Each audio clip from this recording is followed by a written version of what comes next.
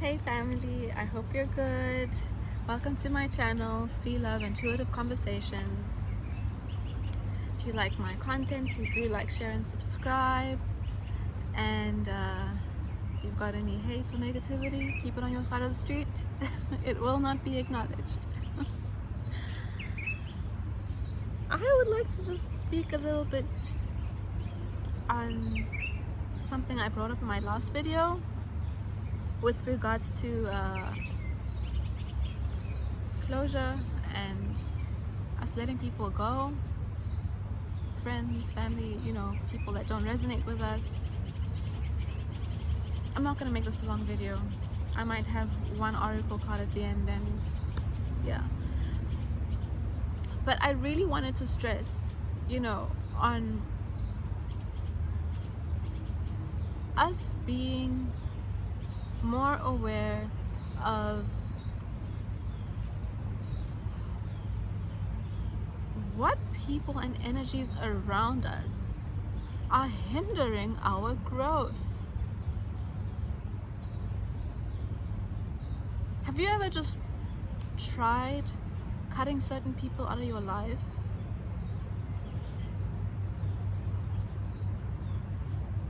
And paid attention to how some things might change?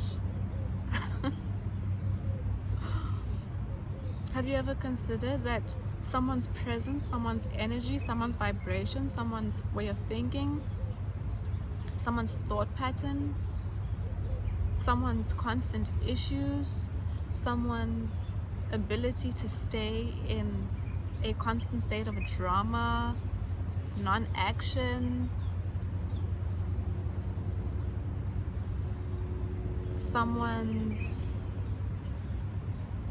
inability to get themselves out of their situations, their own situations that they've created or constantly find themselves in, someone who's constantly attracting bad things to themselves, someone you're always helping get out of a bad fix, someone who's always calling you with some bullshit to put on your brain and your mind that really is just an enemy to progress on what it is in life you're trying to achieve. Have you ever considered those kinds of friends, those kinds of people, even people who just maybe get too stuck in the habit of drinking and vices and gossiping? And those are all energies, those are all vibrations, those are all things that attract karma, those are all things that don't affect you when you're doing it.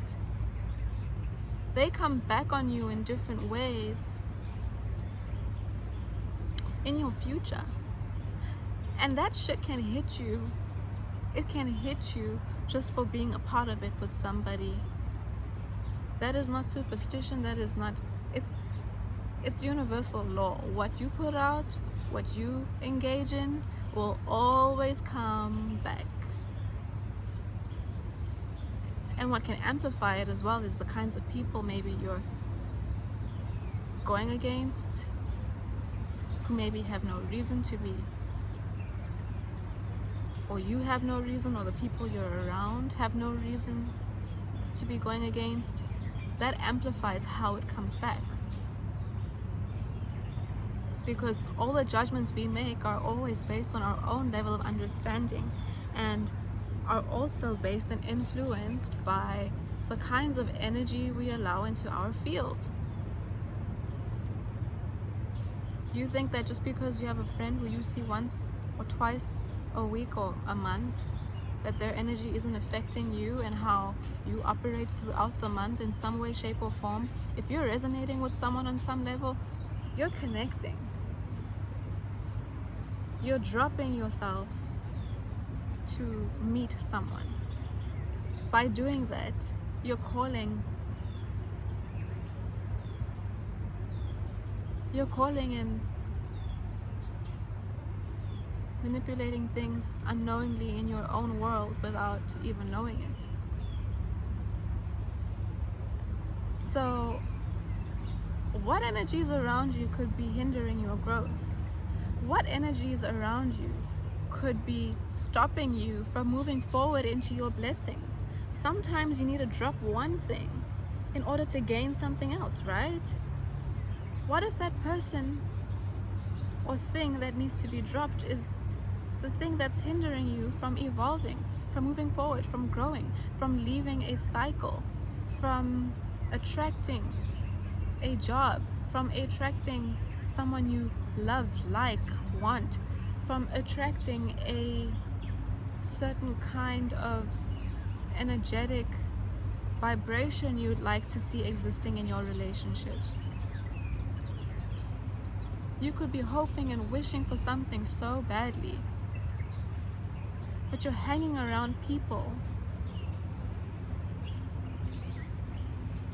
who are comfortable in the energy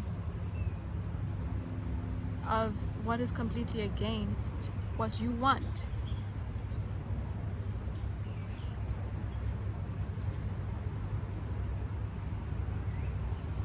Do the people you hang around even let you know that you're not growing? Do you feel like you're elevating with the people you hang around?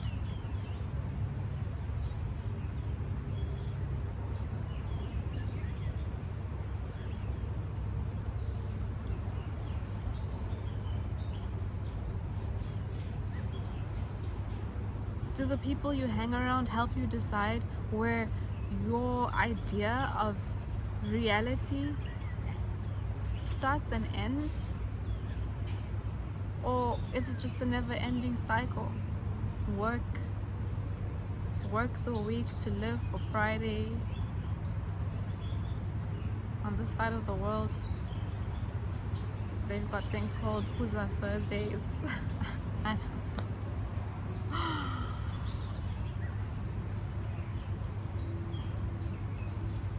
Where are you evolving in your life? And does the company you keep encourage that? Or do they not even think about it or talk about it at all? What are the conversations you're existing in? What is the energy you're putting out and the thoughts that you're putting out? What are you cultivating in your life with the people you exist around?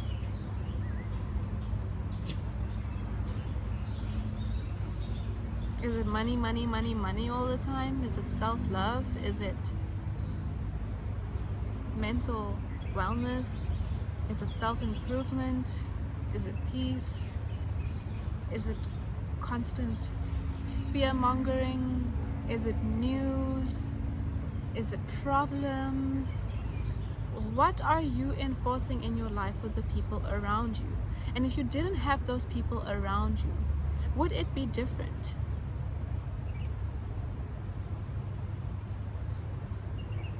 Would your energy, would your thoughts, would your movement, would the places you exist in be different? Would the things you engage in be different? Have you thought of yourself in any way, shape, or form as different? Sorry, the dogs are playing.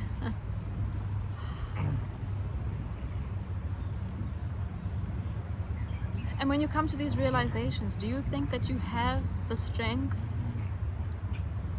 and the perseverance within yourself to make the change and commit to it and allow the universe to bring something special, beautiful, and new that you haven't experienced in something, someone, somewhere before, just by letting go of certain people and aligning yourself with maybe shallow one's hopes, beliefs, and dreams that they have that somehow make you feel inadequate because of what the people you're with expose themselves to, which means that's what you expose yourself to in order to feel like you're a part.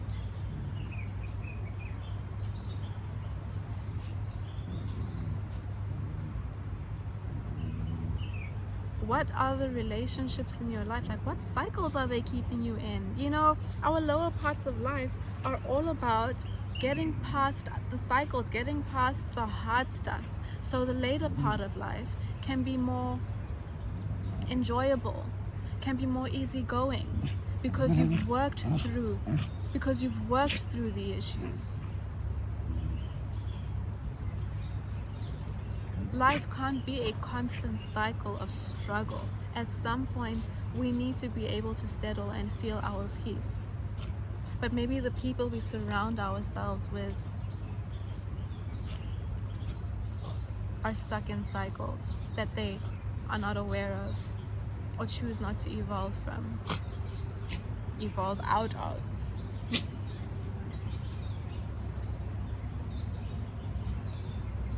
You keep on attracting the same kind of man, you keep on attracting the same kind of friends. Maybe it's a cycle, maybe you need to take a step back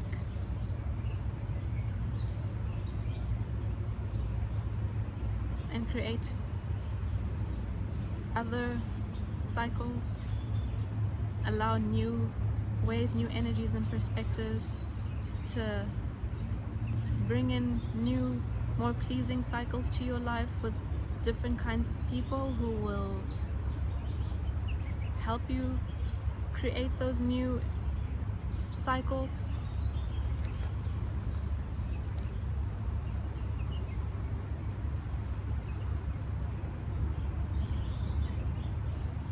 It's necessary to take a break once you've decided to close a cycle, be it in your eating, friends, family, ways of thinking. Take a break, get comfortable in the decision you've made to close a cycle, get yourself busy with something else, and then look back and see what was the issue in the last cycle so that you learn and don't attract the same kind of thing, person, places into the future part of your story or your life experience.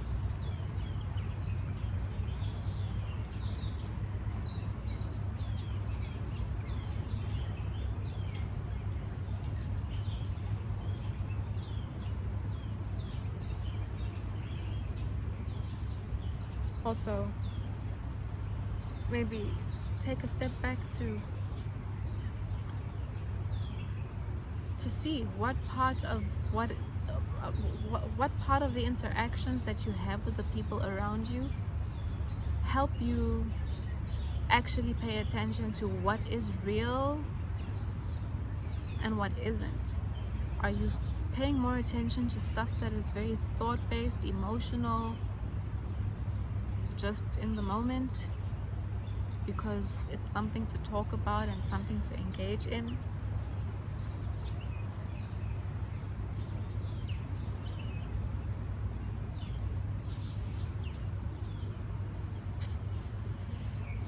Okay, I'm gonna just pull one more card from the Ask Your Guides.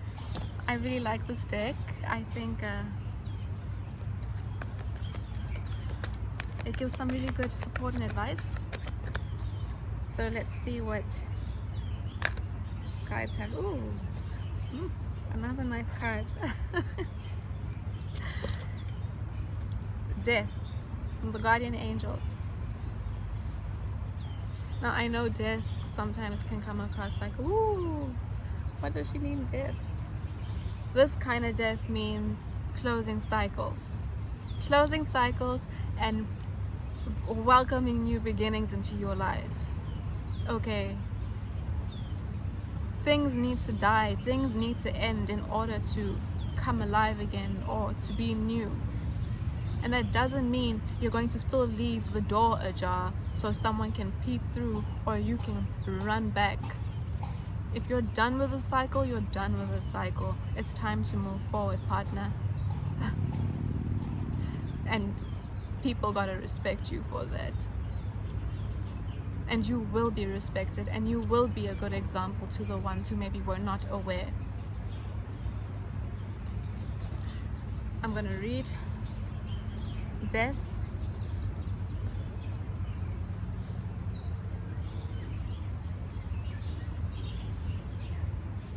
Death is always a beautiful card because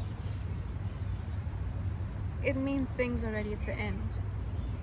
Let's see what support we can give to this conversation from Spirit. So here, the death starts with devastation. Then it requires you to surrender, admit the defeat,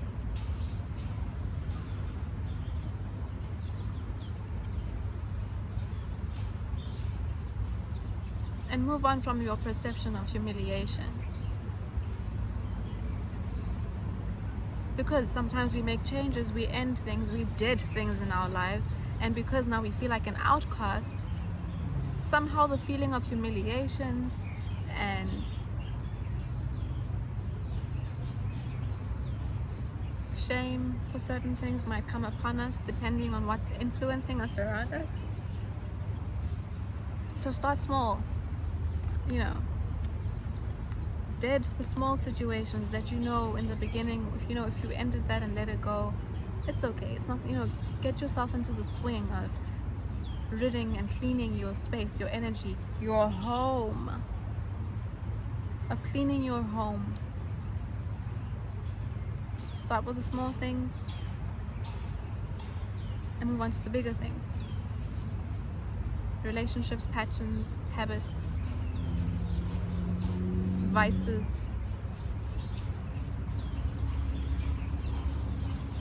Here we go.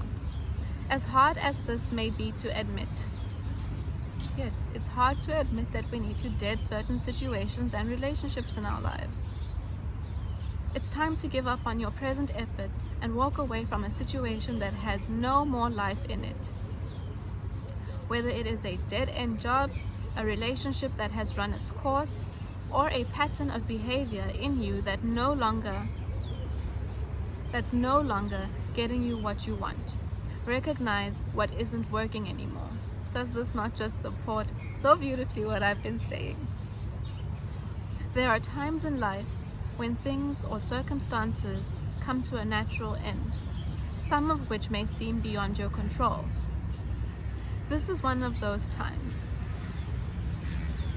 Your guardian angels are surrounding you as the reality of this dead-end situation settles in. They comfort you at a time when it appears as though all is lost. Although you are not experiencing a physical death, your angels indicate that something has indeed died, that which has been harming your spirit. My apologies.